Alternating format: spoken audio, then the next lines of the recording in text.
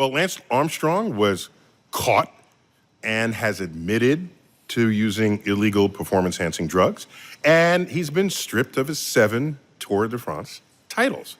So I had to ask him about his legacy. I went there. Let's check it out. If everyone does it, including you, and you still win, aren't you still better than everybody else? Well, because I could take it and I'm not going to win the Tour de France. Right. So the person still matters. Right. The person still matters. There's a bunch of arguments here. Okay. There's first of all, I'm the wrong person to. It would be like me asking you, hey Neil, how was your lecture last week? Was it good? And you would say, well, I think it went pretty good, but you should probably ask the 2,000 the students or the people that were there. Ask them. So we can't answer that, right? I mean, I have. I would say, look, ask my peers, ask my rivals. You could argue that certain substances are more beneficial to certain people and less beneficial to others. So that starts to cloud the picture. But then you just don't know what it was the wild, wild west back then. You didn't have testing. It was crazy. And so it just all gets murky. Where I go to on that is, if you ask me, do you think you won the Tour de France 7 times? I say yes. And I say that because I believe in my heart and soul that my rivals and my peers would support that. So Max, did he win it 7 times? No, he rode according to rules which he kept to himself. As a fan of the sport, those rules were not shared with me and with the hundreds of thousands of millions of other people who follow cycling. Yeah, I'd have to agree. I mean, I think you agree to compete under certain assumptions, certain conditions. That makes you the champion.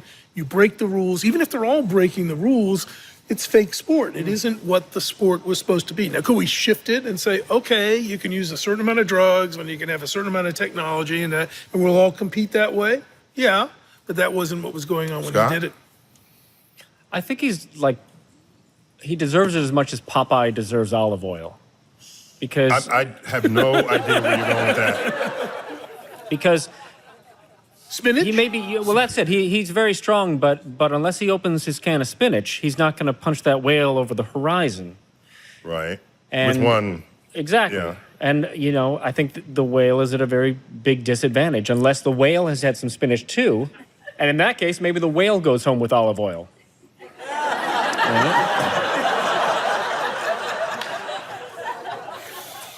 All right, let me offer some parting thoughts here that might be a little contrarian, if I may. I deeply respect what each of you have said on this. Scott, thanks for your comments here.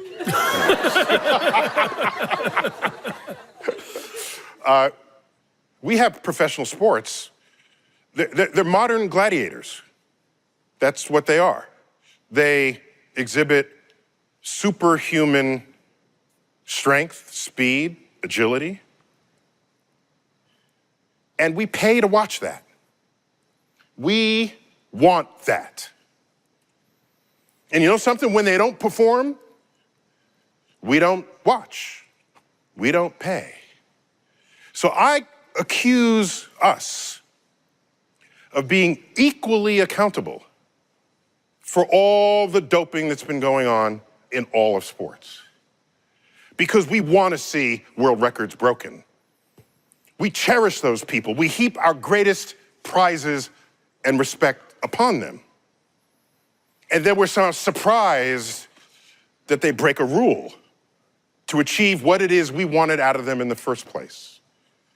So anytime someone is busted and gets caught, and we somehow feel high and mighty and say, you broke the rule, I think we should be looking at ourselves, who aided and abetted the entire urge to do that in the first place. That is a cosmic perspective. Thank you. This has been Star Talk. Scott Atzett, thanks, man. Max. Arthur. Excellent. This has been Star Talk, and I've been your host, Neil deGrasse Tyson. And as always, I bid you to keep looking up.